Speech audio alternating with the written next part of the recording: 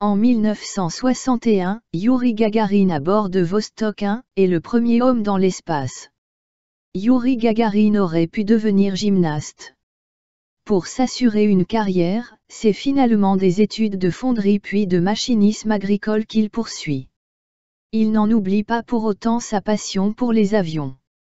Il s'inscrit dans un club aéronautique amateur dans la ville de Saratov. Son premier vol à bord d'un engin suffit à confirmer sa vocation. Il continue alors ses études tout en suivant une formation de pilotage. Jusqu'en 1955 où il décide d'abandonner les premières pour se consacrer à sa passion et entrer dans une école de pilotage militaire. 2 ans plus tard, à 23 ans, il obtient son diplôme de pilote de chasse et est affecté dans une escadrille basée dans l'oblast de Mourmansk. En 1959, le destin du pilote alors âgé de 25 ans bascule à nouveau lorsque le programme spatial soviétique lance sa première campagne de sélection de cosmonautes. Le profil recherché sera un pilote de chasse de moins de 30 ans, avec un poids idéal inférieur à 70 kg pour une efficacité optimale du siège éjectable. La taille du volontaire ne devra pas dépasser 1,70 m pour lui permettre de rentrer dans l'habitacle. Au fil de l'entraînement et des examens, il se démarque peu à peu des autres membres du groupe par de nombreuses qualités, une bonne mémoire, une bonne capacité d'analyse de son environnement, une maîtrise des mathématiques ou encore une assiduité à l'entraînement. Une fois le groupe réduit à 6, Gagarin est finalement désigné pour participer à un premier vol en avril 1961. L'enjeu est de taille et la mission dangereuse.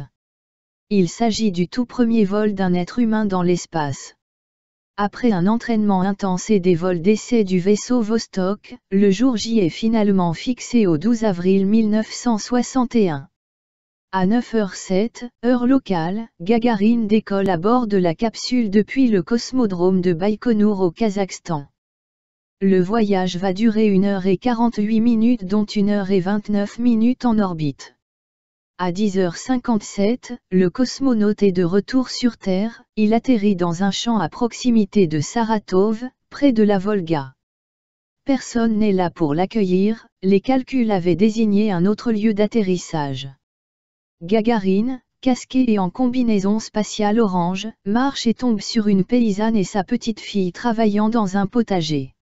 D'abord effrayée, elle le conduit ensuite dans une ferme voisine où il téléphone pour prévenir de son atterrissage et se localiser.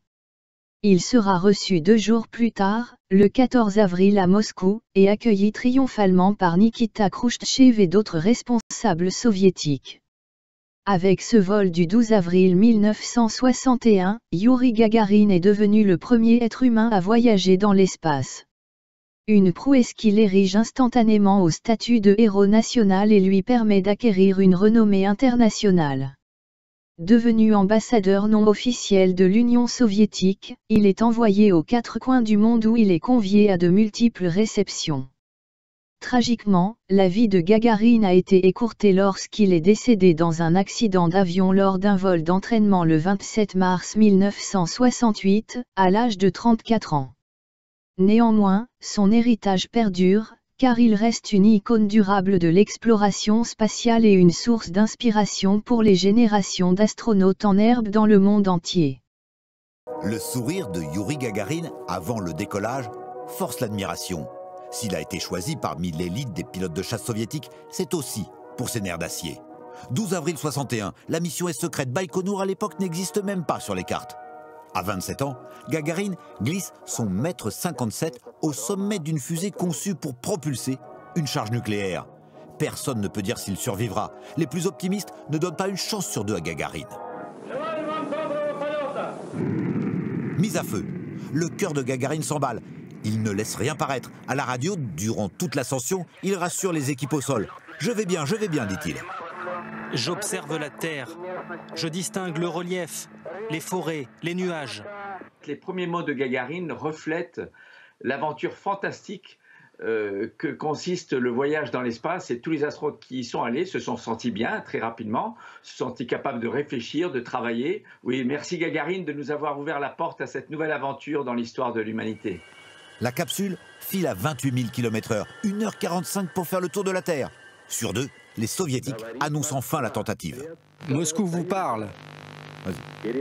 Le premier homme dans l'espace est un citoyen soviétique. L'URSS exulte. Le monde entier est sidéré. Les États-Unis sont humiliés en pleine guerre froide. Officiellement, l'atterrissage s'est bien passé. Mais en réalité, ce fut un cauchemar. À l'entrée dans l'atmosphère, Gagarine perd le contrôle, part en toupie. Au bord de l'évanouissement, il s'éjecte et termine dans un champ. Indemne, la capsule s'écrase, heureusement vide. À l'époque, on ne savait vraiment pas à quoi on allait se frotter, et puis on envoyait des gens dans l'espace, on n'avait vraiment aucune certitude si on allait les revoir en bon état ou pas. Il y a un vrai culte de la personnalité, on va dire, qui se passe en Russie autour de Youri Gagarine. Ils sont très fiers de cette époque-là, et à juste titre. Gagarine doit affronter une seconde mission. Après un triomphe sur la place rouge, il entame un tour du monde des célébrations. Là aussi, il est parfait. Voir depuis l'espace la mère patrie sous mes yeux, ça a été l'un des plus beaux moments de ma vie. C'est un ambassadeur idéal. Il est l'incarnation à lui tout seul du drapeau soviétique. Il est fils de paysan, la faucille, et il a un diplôme de fondeur, le marteau. Et puis au-delà de tout ça, tout ce qu'il a appris à être et à faire dans la vie, son diplôme de fondeur, et puis devenir pilote de chasse, c'est l'Union soviétique qui le lui a offert. Donc on sait très bien que plus tard, en interview, il sera un emblème absolument magnifique. Les autorités soviétiques l'écartent des programmes spatiaux. Il est devenu trop précieux. 68, c'est la course à la Lune. Au bord de la dépression, il reprend enfin l'entraînement, mais se tue durant un vol d'essai à 34 ans, alors qu'il venait à peine de retrouver le sourire.